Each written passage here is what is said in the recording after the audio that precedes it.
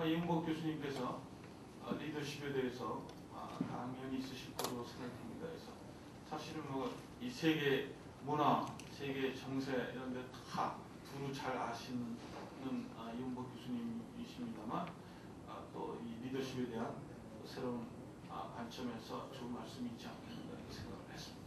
그래서 이은복 교수님의 양력에 대해서 설명 말씀도 주시고요. 김 대표님께서 나오셔서 말씀이 계시겠습니다.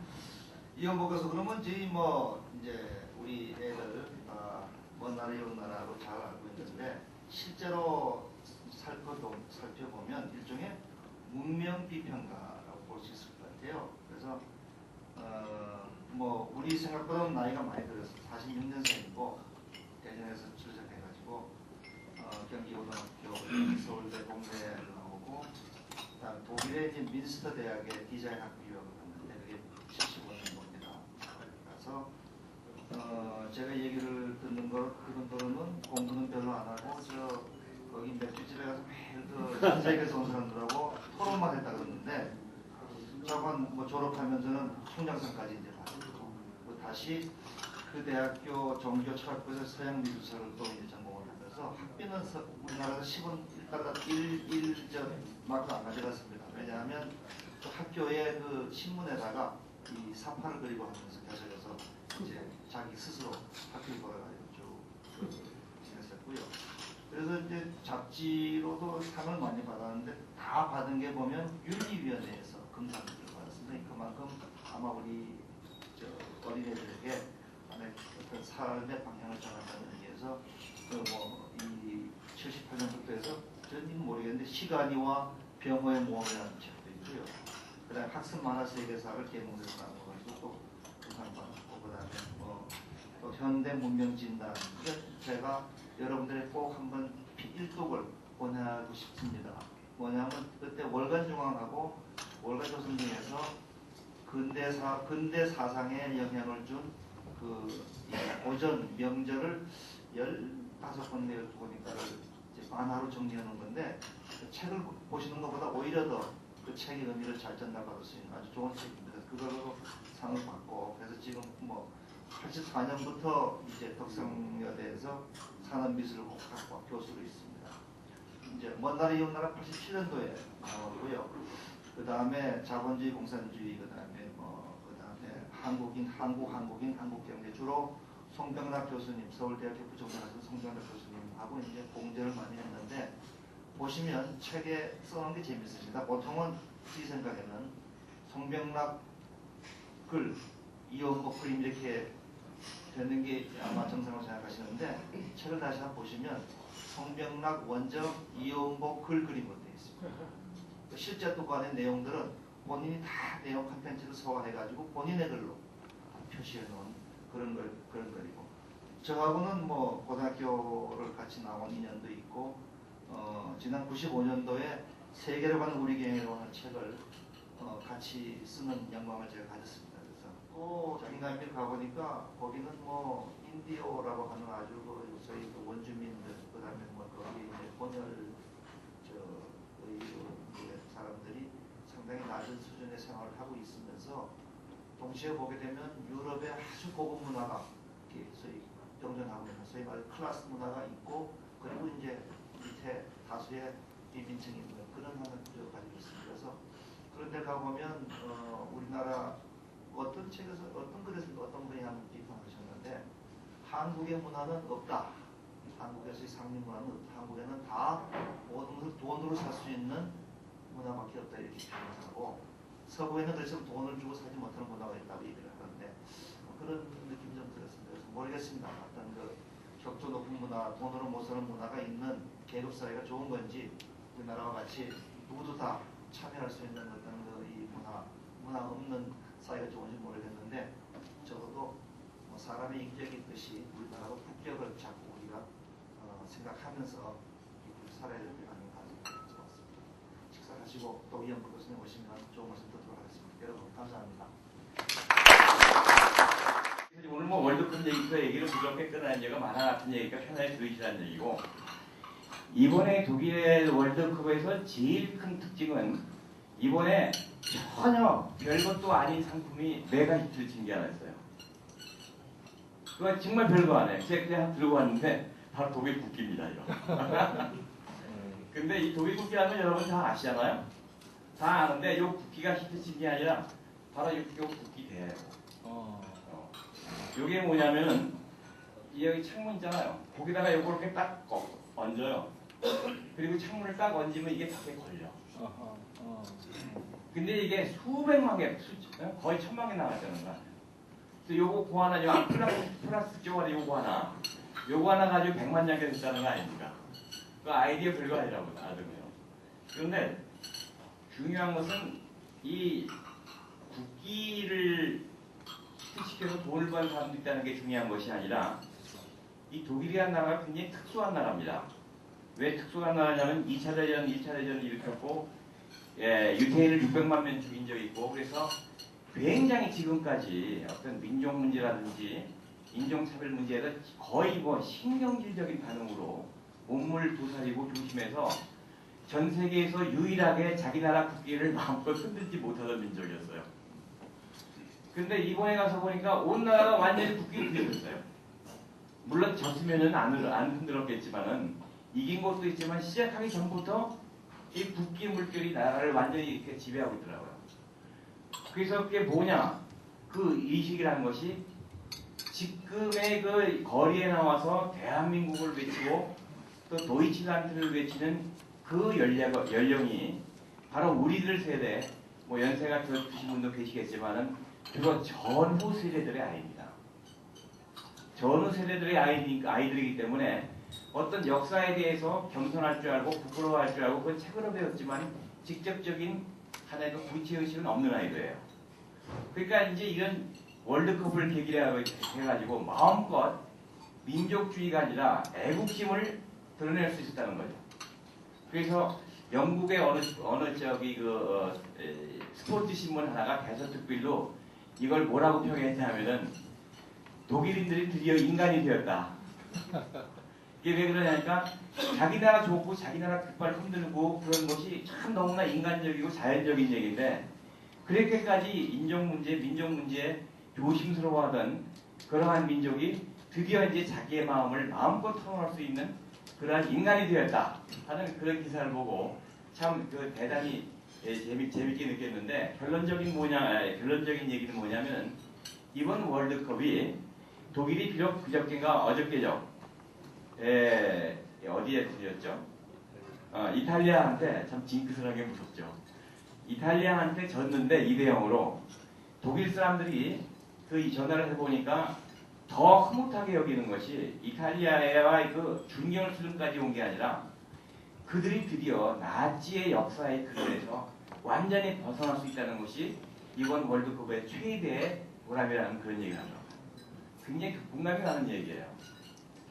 자, 이제 그건 제가 월드컵은 이제 맛거리로 드리는 말씀이고, 이 독일의 민족주의라는 것은 그만큼 사람들이 뭐 빌리브란트 수상이 가가지고 바르샤와에 가서 무릎 꿇고 동방정책이자 뭐 해가지고 정말 그 유대인에 대한 보상 문제 해가지고 너무너무 조심하고 또 역사에 대한 철저한 과거에 대한 단절을 통해서 자손들이 마음 놓고 이 역사로부터 해방될 수 있는 그런 계기를 만들어준 하나의 그 긍정적인 건 뭐라고 한다면은 요즘 제가 또 비행기에서 내가지고 뭐 화요일날 오다가 동아일을 보니까 그 기사 보신 분들 있을지 모르겠어요. 염한류, 일본 말로 갱칼류라고 합니다.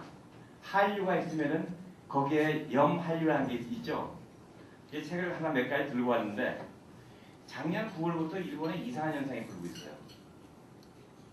이게 뭐냐면 우리나라의 그 사람 연산마를 비롯한 그러한 그 우리나라 그 드라마, 배우, 음악 할 것 없이 모든 면에서 전 아시아적으로 이 한류가 불고 있지 않습니까? 한류가 불고 있는데 작년 9월에 이 책이 나왔어요. 혐한류. 이게 뭐냐면 한류를 혐오한다는 그런 내용인데 이 책이 때 나와가지고 30만 부가 나가고 이것이 올 봄에 2부가 나와가지고 전부 상하권 합해가지고 67만 권이 나왔어 지금까지. 그 일본에서도 한 70만 권이면 대단한 빅히트입니다. 그거. 불과 반년 사이에.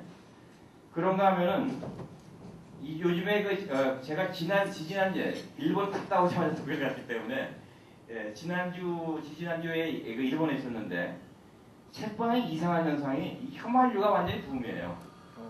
붐이에요. 그래서 요건 뭐냐면은 그 중에 하나인데 요거는 한국에 있는 뭐 기업인이 쓴 책인데 코리아 타령 해가지고 굉장히 그 한국에 대해서 긍정적인 척하면서 한국의 치부를 몽땅 드러내는. 그래서 여기 보면은 16년 초과에 처한 삼성 뭐 이런 거라든지 뭐 이 한국 사람들 툭하면은 무슨 남 탓하는 거라든지 그런 것이 적나라하게 이건 글로 돼 있는 거고 아까 말씀드린 것은 이게 만화입니다. 만화니까 이렇게 70만 부지 나가지 환전된 건 그렇게 안 나갑니다. 이게. 그래서 100만 부 이상 나가는 건 전부 만화예요. 거의 대부분이. 근데 그 중에서 제일 히트인 것이 뭐냐면은 혐한류 망언 격퇴 매뉴얼이라는 책이에요. 제목이 재밌죠.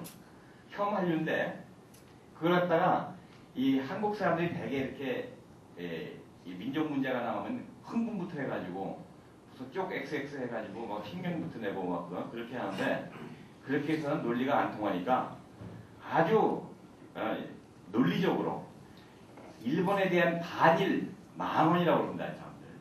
반일 망언을 어떻게 격퇴하는가에 대한 그 매뉴얼을 갖다가 이렇게 쭉 적어놨어요. 이렇게 말합니다. 그래서 제가 지금 이런 얘기를 말씀을 드리는 것은 일본에 대한 어떤 그 민족 감정을 자극하겠다는 것이 아니라 솔직히 얘기하면 이제 일본 사람들이 갇혀진 정서였거든요. 한류가 막 드러나고 있는데 그러면 우리 와이프가 제가 여러분이 일본 사람이라고 가정해 봅시다. 이거 자기 마누라가 윤사마 사진 갖다 키홀대에 걸고 다니는가 하면은 벽에다가 이만하게 걸어놓고 남편이 드러나는 것도 쳐다보지도 않고 윤사마 겨울 소나타만 보고 앉았고 말이죠. 윤사마가 온다니까 남편 옷도 안 챙겨주고 공항에 나가는 거야. 그리고 또 윤사마가 왔다는데 일본 수상도 안 걸어오는데 헬리콥터가 떠가지고 2시간 생중계예요. 윤사마가 지금 남자공항을 왔습니다. 윤사마께서 창밖에 손을 흔들고 있습니다. 이거 남자 입장에서 기분 좋겠어요? 제 제일 친한 친구 하나가 일본 교수인데 그 윤사마 별거 아니래. 한류가 재미 하나도 없대. 그러면서 최지훈은 너무 좋대요. 그래서 자기 키홀더에 심지어서 걸로. 근데 이제 이게 뭐냐면은 이 윤사마 뭐 이 한류에 대해서는 여러분들 기업인들 여러분들께서 이렇게 말씀을 하시고 이제 다 아시고 계시겠지만은 지금 그 일본 사람들에 대한 그 정서라는 것이 굉장히 착잡합니다. 한국에 대해서. 그게 과거에는 일본 사람들이 여하튼 간에 한국에 관심이 있는 사람이 한 5%도 안 됐어요. 이 사람들은 명치 유신 이후에 자기네가 유럽 사람인 줄 알고 눈을 서쪽으로만 돌려가지고 아시아는 아예 뭐 깔아가지고 관심조차 없고 초등학교 아이들 중에는 한국이 어디 있는지도 모를 정도로 오만한 것 같다는 얘기죠. 근데 이렇게 혐한류 격퇴 반일 망언 격퇴 매뉴얼까지 만든다는 이야기는 이건 그만큼 한국에 대해서 어텐션을 한다는 얘기예요. 이건 어텐션을 한다는 얘기인데 여기 여러분들 상식으로 이 혐한류의 그 격퇴 매뉴얼의 내용이 어떤 건지 한번 들어보세요. 말도 안 되는 얘기지만은 이게 일본 사람들의 숨어있는 정서라는 얘기입니다. 예를 들어서 한국을 일본이 식민지로 만들었다. 그렇게 이 한국 사람에게 뭐라고 얘기냐면은 합방을 바란 것은 조선의 압정에 시달린 조선 민중이었다. 이렇게 얘기하는 거예요. 일본은 한글을 금지하였다. 그것이 아니라 한글을 조선 민중에게 보급시킨 것은 오히려 일본이었다. 또 창씨 개명회에서 한국 사람에게 이름을 빼앗았다. 그것이 아니라 일본의 이름을 갖기를 원한 것은 조선 사람들이었다. 쭉쭉쭉 이런 식으로 나가지고 심지어는 한국 사람들은 일본 문화 기원은 모두 한국에서 비롯됐다고 얘기한다면 거기에 대해서는 이건 완전히 이 한국 사람의 문화적 열등감에서 문화 한국 기원서를 만들었다. 그리고 조선인 여성을 일본 종군 외항비로 끌고 왔다. 거기에 대해서는 완전 나치의 사실로 그들은 지원한 매춘부였다. 한국에는 미남미녀가 많다. 거기에 대해서는 한국은 전 국민이 성형수술을 하는 이상한 나라다. 남북 통일되면 한국은 세계 제일의 나라가 된다고 자랑한다. 여기에 대해서는 제발 그렇게 좀 해주십시오. 남북한이 지금 통일되면 둘 다 망하니까. 그 다음에 한국에는 안중근 등 같은 위대한 독립투사가 많다. 거기에 대해서는 엄밀한 의미에서 안중근은 영웅이 아니라 테러리스트이고 그 두목이 바로 김구다. 자, 이런 식으로 얘기하는 것이 이게 진짜 한일 민족 감정을 자극하는 것이 아니라 일본 사람들의 숨어있는 그런 민족 감정이 바로 이런 거란 얘기죠. 이 한국에 대한. 그런데 제가 여기서 드리고자 싶은 얘기는 이런 뭐 혐한류, 한류 그런 이야기가 아니라 이 이야기는 방금 말씀드렸듯이 불과 5% 내지 10%에 불과했던 한국에 대한 관심이 지금은 일본 국민의 거의 90% 이상이 한국을 이거 장난 아닌 나라로 보고 있다는 얘기예요. 그러면 이 한국만 장난이 아닌 나라로 보느냐, 일본 사람들만 그렇게 보느냐, 그게 아니라 전 세계가 지금 한국을 그렇게 보고 있다는 얘기예요. 근데 그 얘기 지금 여기 와가지고 아침에 뭐 우리가 자화자찬 얘기가 하는 것이 아니라 제가 뭐 만화 그리려면 여기저기 다니면서 자료를 구하기 위해서 많이 돌아다니거든요. 근데 한국에 대한 이미지가 급격하게 불과 4, 5년 사이에 천년지판에 바뀌었어요. 여러분들도 잘 아시지 않습니까? 느끼시지 않습니까? 제가 6, 7년 전에 독일에 갔을 때 독일 친구 하나가 테레비를 들어간다 그래요. 그러죠 뭐. 그래서 전자상가에 갔는데 그 쫙 보니까 소니, 뭐 삼성, LG, 뭐 후지스 뭐 별게 다 있어요.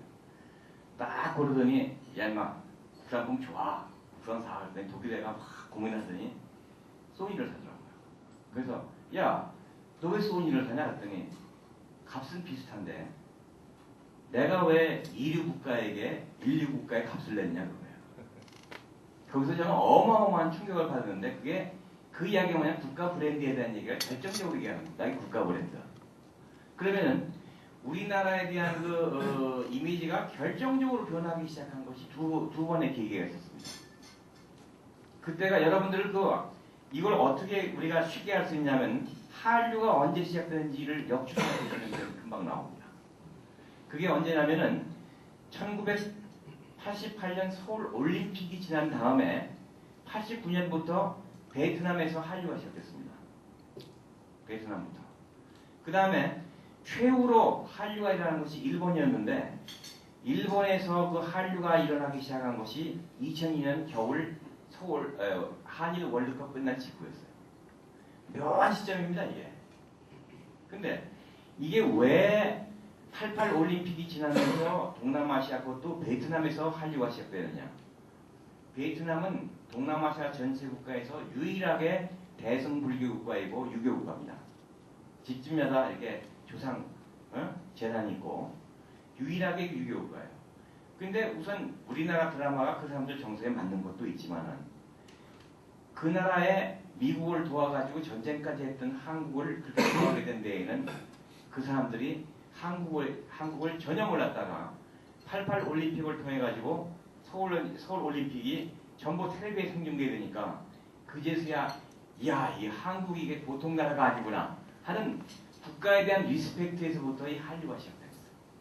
보니까 재미있거든요. 한국 드라마는 재밌는 드라마 다 재밌는 요소 다 가지고 있어요. 심플한 요소인데 다 재밌어. 모든 한국 드라마는 세 가지 요소를 갖고 있죠. 첫째는 신데렐라 신드롬. 모든 동화가 옛날 옛적에 왕자와 공주가 사는데 시작되지 않습니까? 근데 우리나라는 공화국이니까 왕자와 공주가 없잖아요. 그러니까 전부 재벌 2세로 되잖아요. 재벌 2세를 통한 하여튼 그 신분 상승 이것이 신데렐라 신드롬. 누구나 그렇게 될 수 없으니까 현실은 그렇게 안 되니까 드라마를 통해서 그 꿈을 이루는 것이 바로 이 첫 번째 요소입니다. 두 번째는 아메오사 출도야 신드롬입니다. 아메오사 출도야. 그게 뭐냐니까 우리나라에서 춘향전이 몇 번 영화가 됐습니까? 최소한도 10번은 됐죠. 그 스토리 모르는 사람 있나요? 다 알잖아요. 이몽룡이 뭐 대사까지 다 아는데 결국 춘향전을 보는 이유는 맨 나중에 거짓골을 한 이몽룡이가 과명사 출두하는 그거 보려고 하는 거 아니에요. 우리나라 드라마 결말 다 압니다. 권선징악이라는 거. 끝에 가서 맨 마지막 회에 악인이 응징당하는 거 압니다. 그거 보려고 그러죠. 거기서 뭔가 현실 사회에서 막힌 카타르시스를 갖는다는 얘기죠. 그리고 이 세 번째 이 드라마의 요소가 뭐냐면은 전 세계 모든 사람들의 공통 요소인 이 영원한 삼각관계. A와 B, A는 B를 사랑하고 B는 C를 사랑하는데 C는 A를 사랑한다. 그거. 근데 왜 일본의 한류, 한국의 바람이 한류라면 일본의 바람이 인류가 안 일어나는 줄 아세요? 인류는 없어요. 특히 드라마 같은 거는. 여러분들 일본 영화 보신 거 있으십니까? 혹시 러브라타는 영화 보셨어요? 네, 그거 보시면 아시겠지만은 90분짜리 영화를 보시면은 89분 치료하고 1분 만에 뒤집어지죠. 그리고 일본 드라마 보면 되게 이 나라가 일본이라는 나라가 우리나라처럼 드라마틱한 역사를 겪은 게 아니라 그 도요토미 히데요시의 어떤 그런 난국 시대를 빼놓고는 평화만 유지해왔고 같잖아요.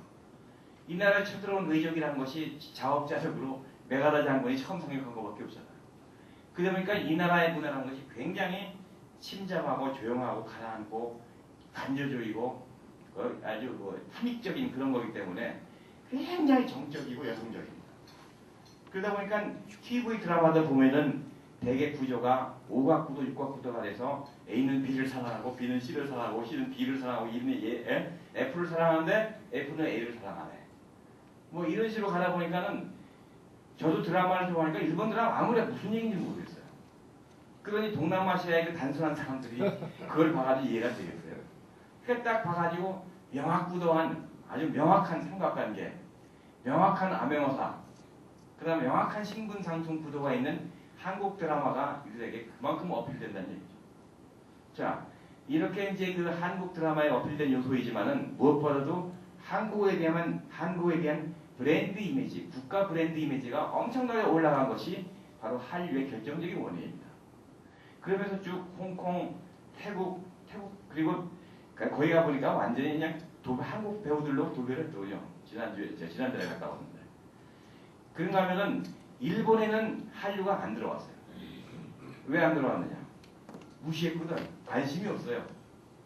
관심이 없는데 한국이 일본하고 같이 월드컵을 했는데 결과가 어떻게 됐습니까? 그때 지금도 기억을 하고 있는 것이 16강전이 벌어졌을 때 일본 스포츠 신문에 정말 주목만한 글씨로 크게 쓰여졌던 글이 지금도 기억나는 게 일본은 8강 간다. 그러나 한국은 물음표 딱 찍어놨거든요. 일본 스포츠 신문에. 근데 결과는 어떻게 했죠? 한국은 4강 가고 걔네들 떨어졌잖아요. 그 다음부터 이 사람들이 일본 사람들이 뭔가 이거 좀 심상치 않은 그걸 한국에 대해서 느끼고 한국에 대해서 재인식을 시작을 했는데 거기에 결정적인 역할을 한 것이 바로 후유노 소나타, 겨울 소나타입니다.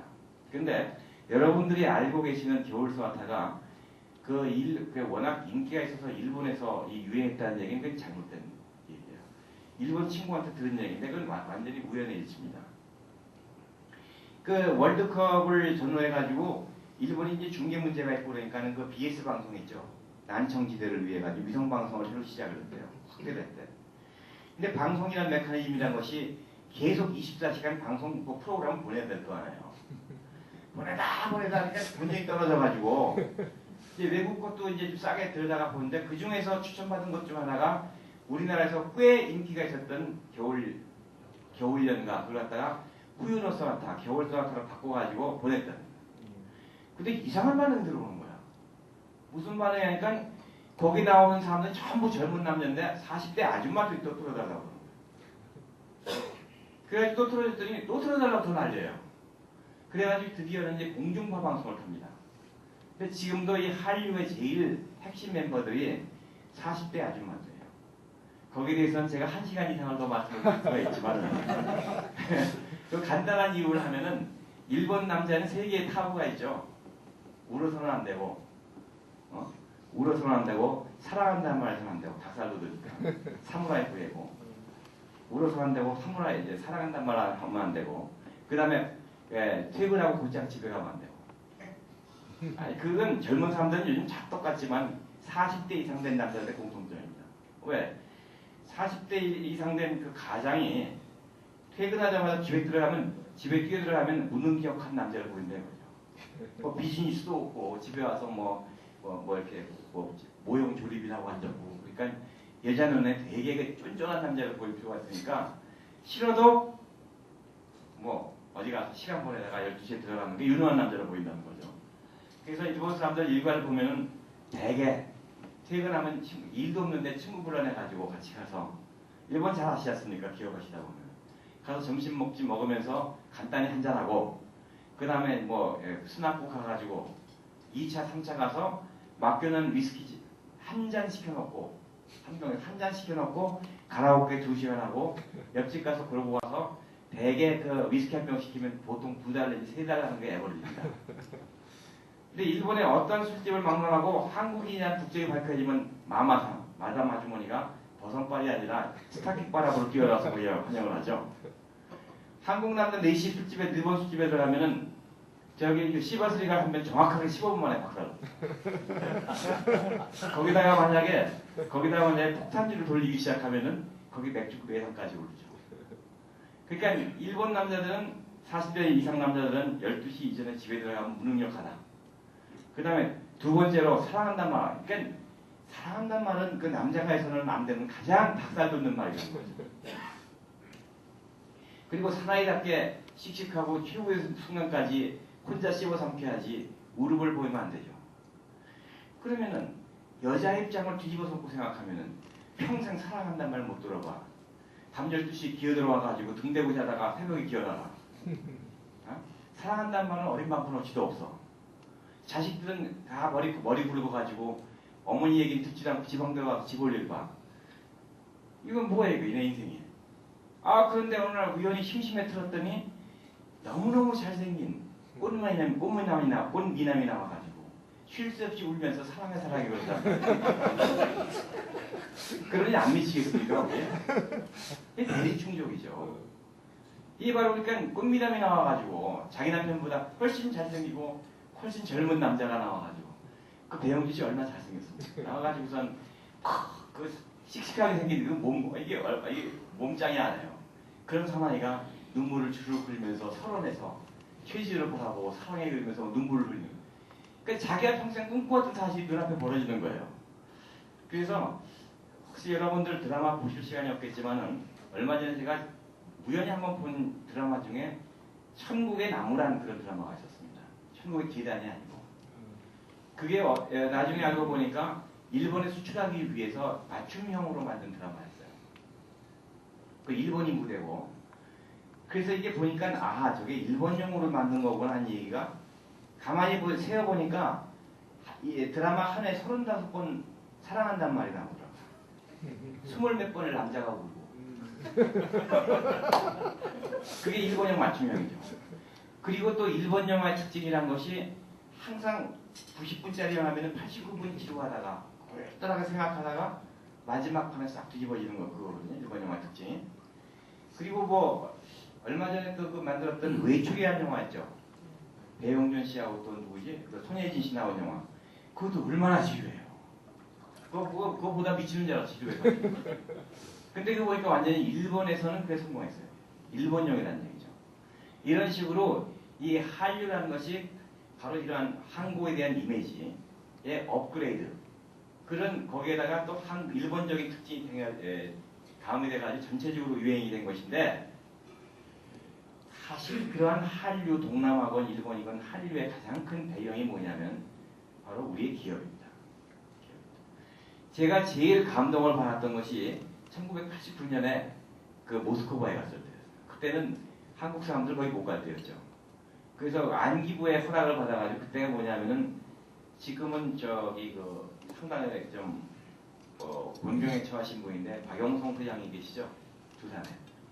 그 양반이 그래도 참 공로가 많으신 분입니다. 어떤 공로냐면은 그 양반이 그 재벌이시지만은 한국의 그 이념 체제 보호하기 위해서 굉장히 노력하신 분이에요. 그래서 89년에 87년에 그 민주화가 된 다음부터 막 온 나라가 쑥대밭 되지 않습니까? 그때 노사분규 일어나고 사회주의가 뭔지도 모르고 사회주의 하자고 난리치고 그래가지고 우리나라가 그때 동구권 막 날렸는데 우리나라만 거꾸로 가기 직전이었거든요.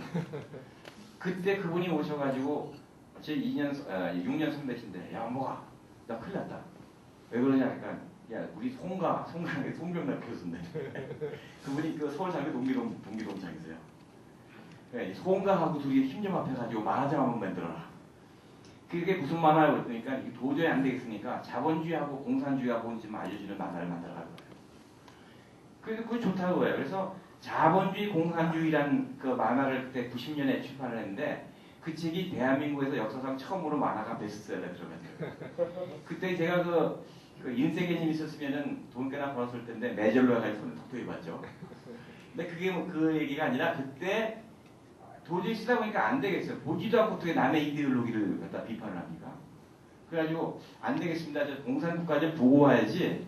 실제로 보기 전에 모르겠으니까 그래 가가지고 그때 제 평생 처음으로 난생 처음으로 그리고 마지막으로 남의 돈 받아가지고 동아출판사 돈 받아가지고 러시아를 갔는데 이제 그 작은 분더덕이 들고 결론은 한국에서도 꽤 그 이 대학 교수도 특별 허가 받고 안기부 교육을 받고야 들어가는 모스크바 공항인데 딱 내려가지고 저 뒤집어지는 줄 알았어요.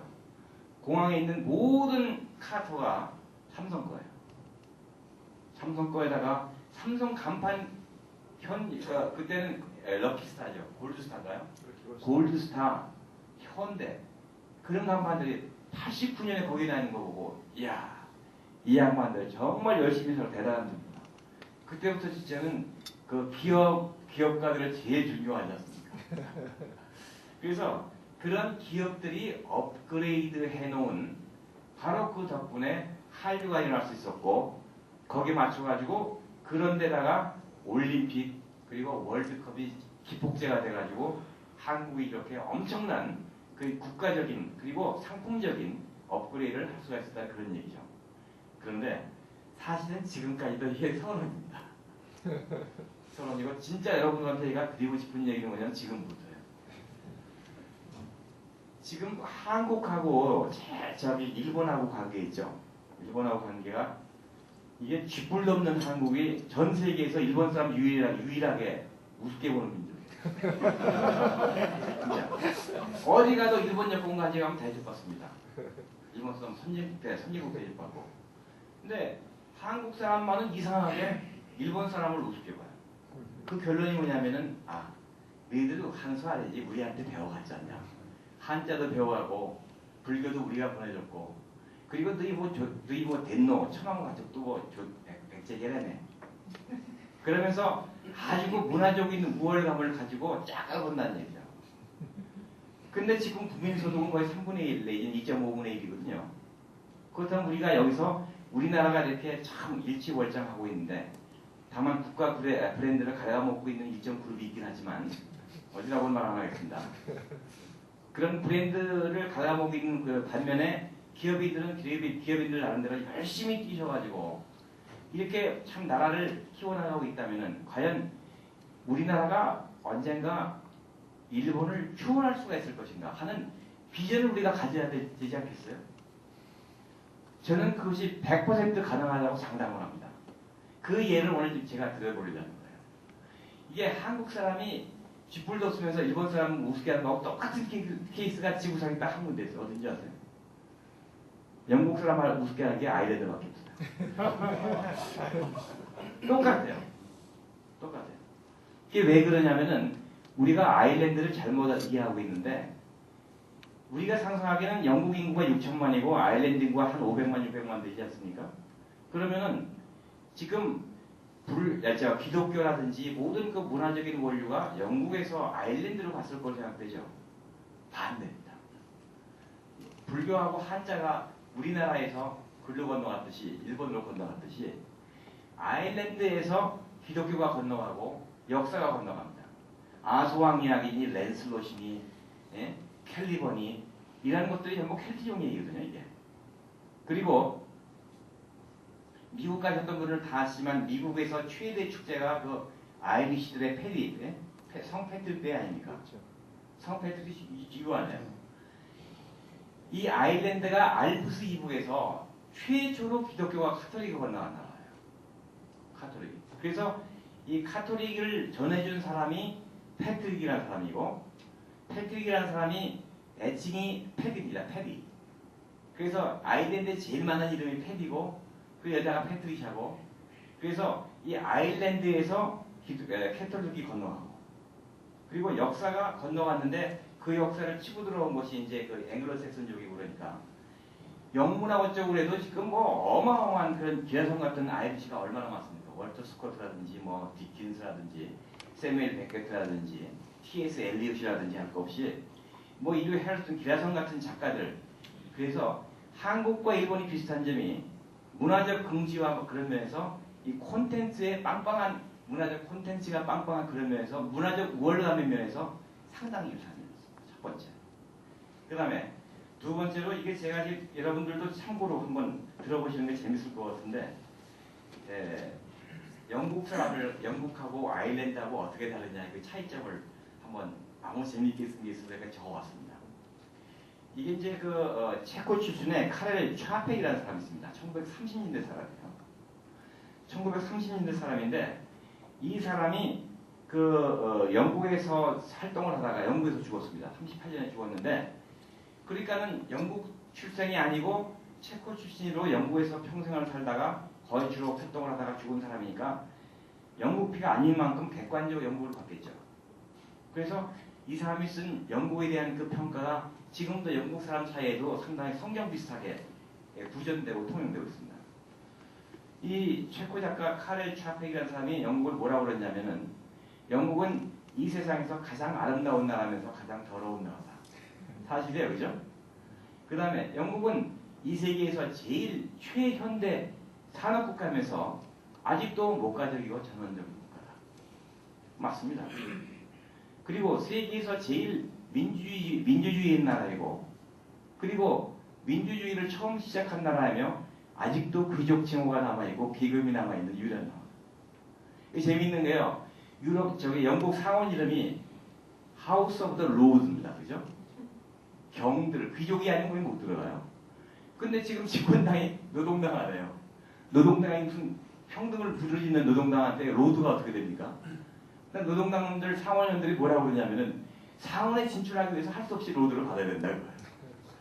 그러니까는 민주주의 나라면서 계급이 남아있고 그러니까 유럽 어느 나라에 가도 계급이 있는데 영국은 확실하게 있지 않습니까? 어퍼 클래스, 미들 클래스, 그 다음에 워킹 클래스 딱 갈라져서 영국의 술집 팝만 들어가도 세 층으로 되어 있잖아요 원래. 먼저 들어가면은 일반 홀은 그 서민들 워킹 클래스들이 와가지고 서가지고 맥주 마시잖아요. 거기서 주문해서 마시지 않습니다.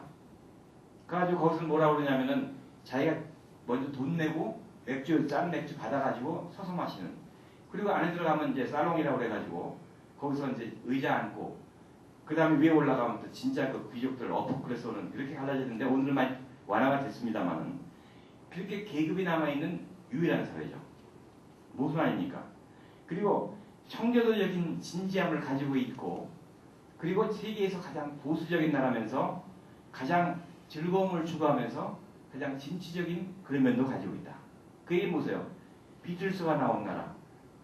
또 튀기 아시죠? 튀기. 미니스카트가 처음 나온 나라.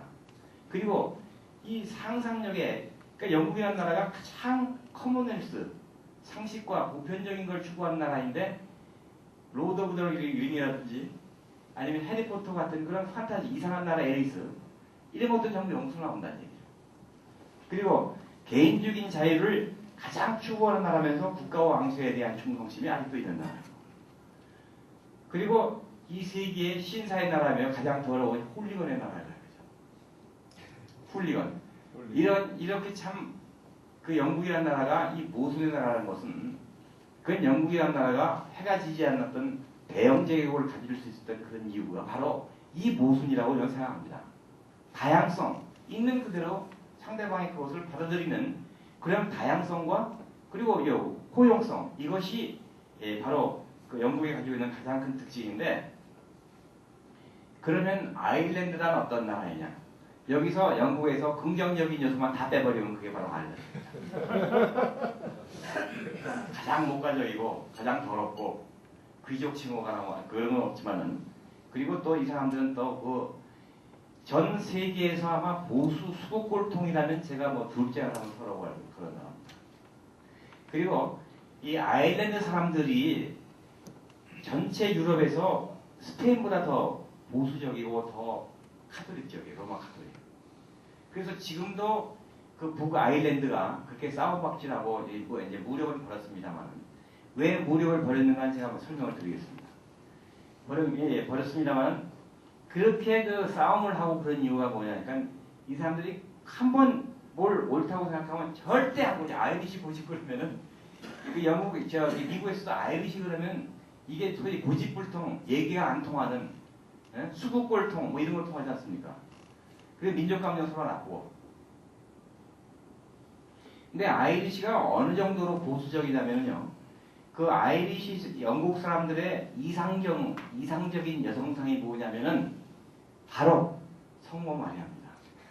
성모 마리아는 뭐냐면은 바로 그 훌륭한 아내, 자애로운 어머니 그 이상이지 그 이하도 아닌 그 가정을 지키는 그 주부, 어머니, 아내 그 이상은 절대 원하지도 않고 또 허용하지도 않습니다.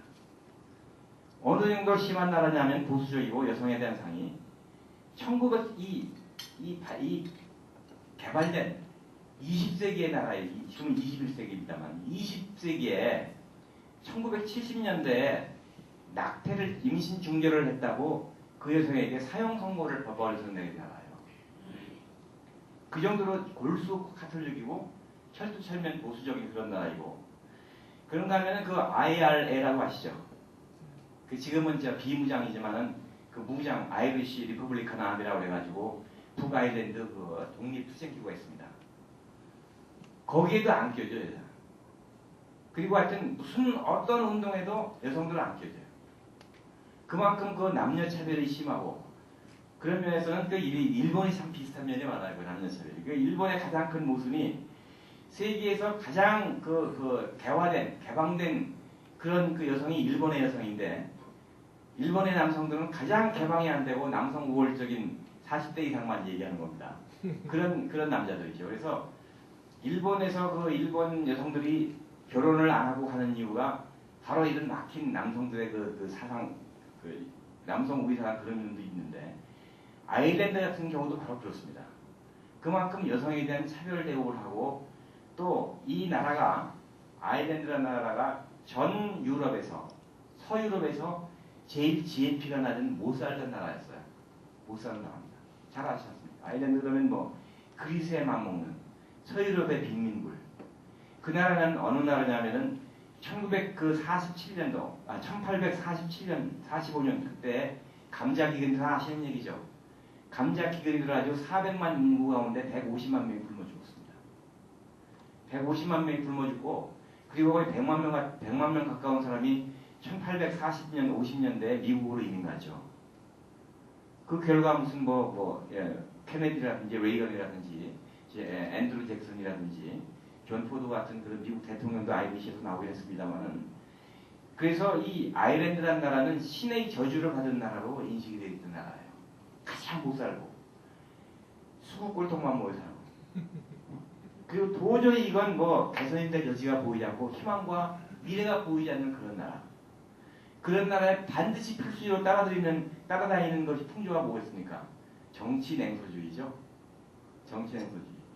그놈이 그놈이고 우리끼리 막말 써도 되죠. 그놈이 그놈이고 어떤 놈 시켜봐서 다. 우리나라에도 그런 말 쓰죠. 한때 엽전이란 말 썼죠. 그것이 80년대 그 말이 없었습니다. 자신감이 생겼다는 거죠. 그런 아이리시라는 얘기는 바로 패배와 그리고 절망의 그런 상징적인 단어였습니다. 그러면서 정치에 대한 그런 불신과 냉소가 완전히 그 나라를 지배하던 그런 상황에서 1990년도에 대통령 선거가 있었습니다. 대통령 선거. 그 당시는 그 아버지 부시의 그 마지막 단계 클린턴이 들어오기 직전이었는데 그때 이제 클린턴 시대를 갖다가 신자유주의라고 얘기합니다만은 신자유주의는 사실은 레이건 말기부터 서서히 일어나기 시작해서 1990년대 지금 그러니까 89년 그때를 88 올림픽 직후로부터 이제 일기 시작한 것이 전 세계적인 신자유주의 아니었어요? 시장 중심, 어떤 분배 그런 것이 아니라 그런 시대였는데 이렇게 여성에 대한 그 선입관이 강하고 정치 불신, 정치 냉소주의, 절망의 그런 나라에 여성 후보가 뭐라고? 여성 후보가 나간 거예요. 대통령 후보 여성이 등록을 한 거예요. 그래가지고 그 여성은 그날부터 전 아일랜드 국민의 맥주 안주거리가 됐죠. 저 여자가 미쳐도 보청 미치기 아니지.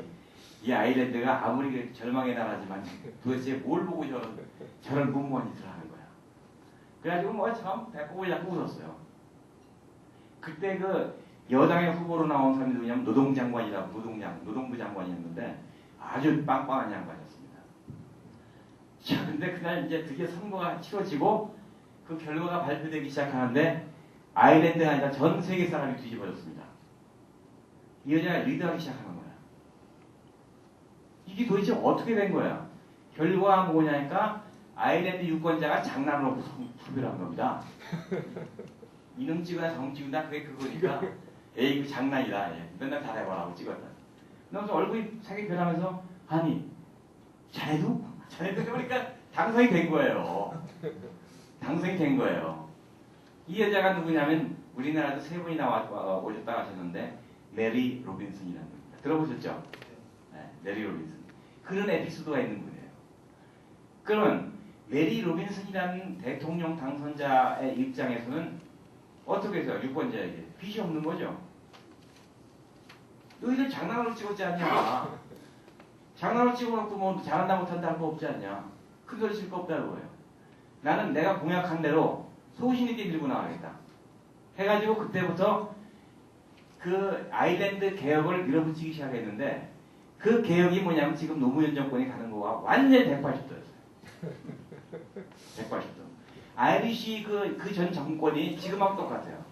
위에를 훑어가지고 아래에 분배해주고 잘 나가는 게 불러다가 족치고 그리고 대기업은 그거 내본 거고 그리고 외국 기업 들어오면 다 우리 거 훑어가는 줄 알고. 근데 이 메리 로빈슨의 정책은 세계에서 제일 기업하기 좋은 나라를 만들자. 외국 기업을 유치하자. 외화를 유치하자. 해가지고 그때 여러분들 기억하시기 잘 아시겠죠. 90년대 얼마나 많은 세계 기업이 아일랜드로 몰려왔습니다. 빌 게이츠를 비롯해가지고 IBM, 우리나라도 삼성, 현대 이제 다 건너왔습니다. 어때? 왜냐? 거기 영어가 통하죠? 인건비 싸죠? 그리고 세제 혜택이 있죠? 심지어는 뭐 땅도 공짜로 막 빌려주고.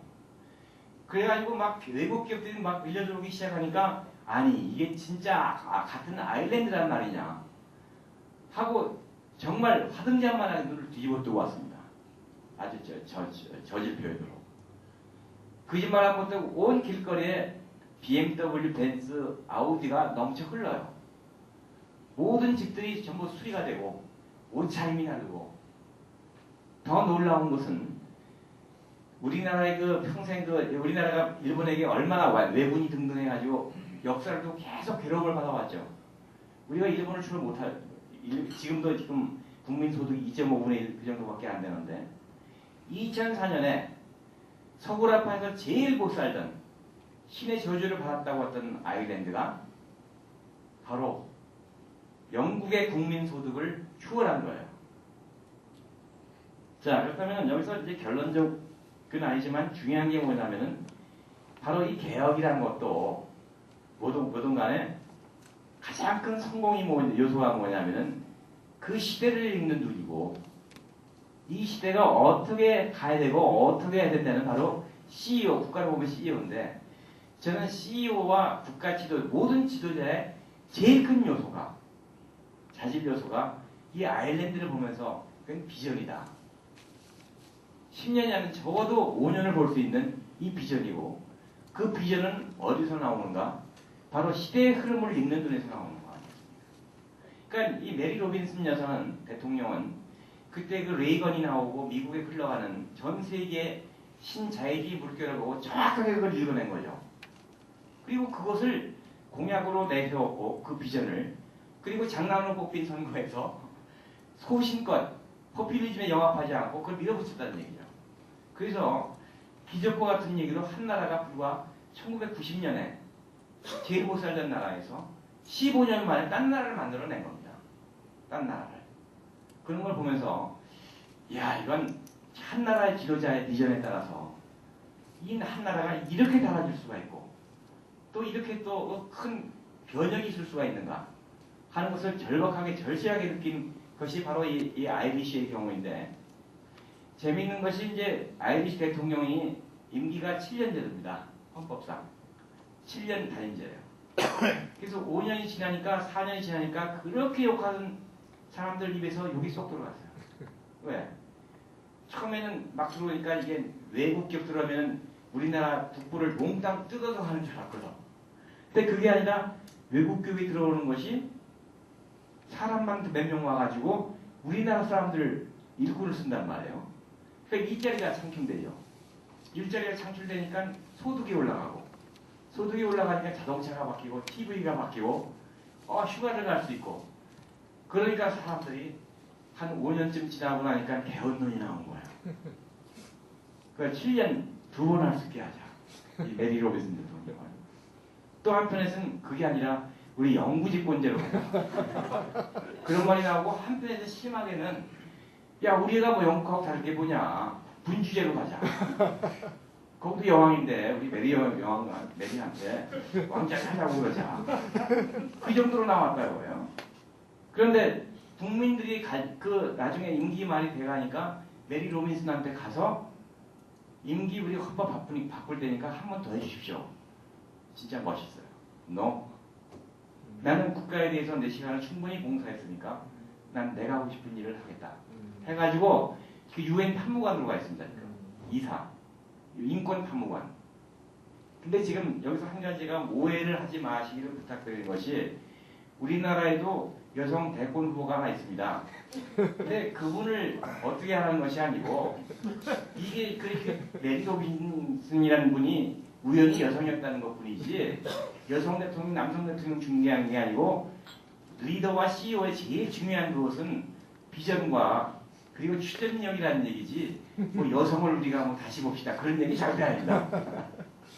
그래서 이제 지금 이야기를 마무리한다면은, 지금 우리나라가 이렇게 보면은 아일랜드를 보면서 제가 느낀 것은, 우리가 이렇게 정신적으로 참 치고 올라가고 있고, 제일 중요한 것이 뭐냐면 우리 스스로 자신을 갖게 됐다는 겁니다. 자신을 갖게 됐고, 이 엽전이란 말은 사라지고, 그리고 우리가 만나면 이제 옛날에 안 그랬지만 거침없이 야 우리도 많이 변했어. 나가보니까 대단하더라.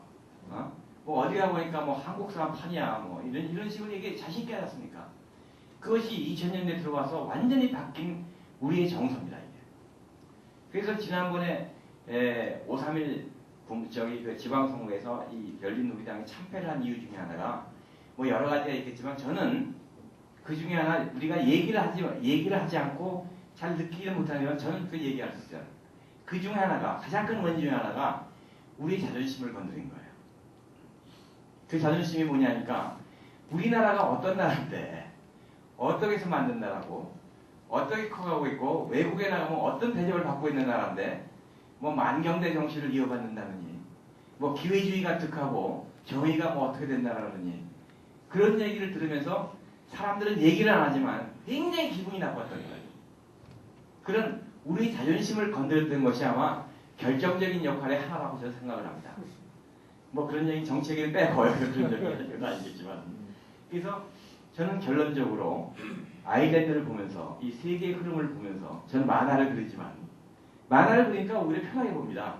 기업하시는 분들은 세상 볼 때도 자기 기업의 입장에서 어떻게 하면 이것이 나한테 유리하게 작용할까 하고 이 시야를 좁혀서 보시기 때문에 자칫하시면은 오판을 하실 수가 있어요. 역으로. 그렇지만 저는 만화를 그리니까 이렇게 봤다가 아니면 말고거든요. 그래서 굉장히 객관적으로 볼 수 있고, 그리고 또 중요한 것은 제가 학교 월급이라면 그렇게 못 다르지만 여건 책이 좀 나와가지고 판권이 담겨있거든요. 인쇄. 그렇기 때문에 절대 외국에 나갈 때 남의 돈 안 받아오는 겁니다. 그래서 외국에 나가면 언제나 자유롭게 내 눈으로 볼 수 있고, 그리고 이 부담이 없기 때문에 상당히 객관적으로 볼 수 있다는 그런 장점을 가지고 있어서 쭉 세상을 다니면서 보는 느낌이라는 것이, 일본과 한국, 그렇게 볼 때 일본 사람 우습게 보는 게 한국밖에 없고, 영국과 아일랜드 볼 때 영국 사람 우습게 보는 게 아일랜드 사람밖에 없고, 우리도 세계에서 가장 가난한 나라 하나 있잖아요. 한국 전쟁. 아일랜드도 서구 유럽에서 제일 가난한 나라였죠. 그 사람들은 했다고 해요. 영국을 초월했어요. 그럼 우리를 왜 못할 게 뭐냐? 뭐냐? 결론은 다음 대통령 잘 뽑아야 돼.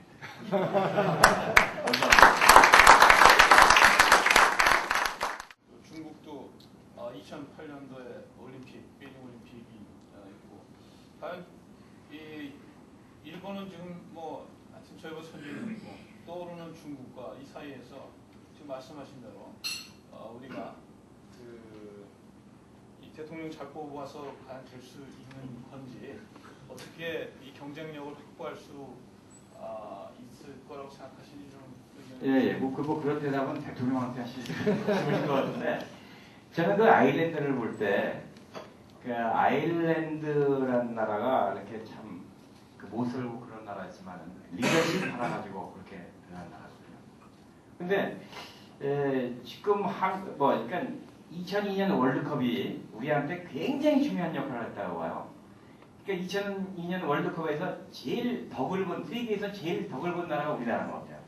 올해는 독일에서 했지만 독일도 그렇게 큰 덕을 못 봤어요. 그를 자신감, 역사에서 해방됐다는 건 경제적인 이득을 못 봤는데, 왜 그러냐면은 가령 예를 들어서 독일이 올해 우승을 했다고 합시다. 3, 4위 떨어졌지만 그러면 독일이니까, 그리고 독일 상품값 안 올라가잖아요. 그러니까 부가가치 안 올라가잖아요.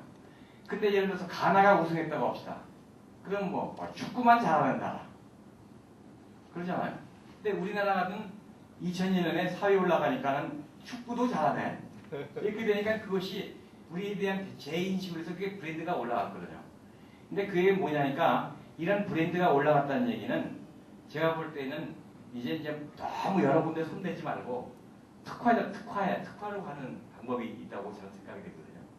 이제 제가 볼 때는 이제 아일랜드도 뭐 영국, 불란서, 독일과 같은 그런 경제 강국도 옆에 수두룩하게 있는데도 불구하고 그런 여튼 그 리더십을 가지고선 전체 유럽에서 제일 잘 사는 나라에다가 유엔 선정한 세계에서 제일 살기 좋은 나라 선정됐습니다. 그 충분히 가능하다고.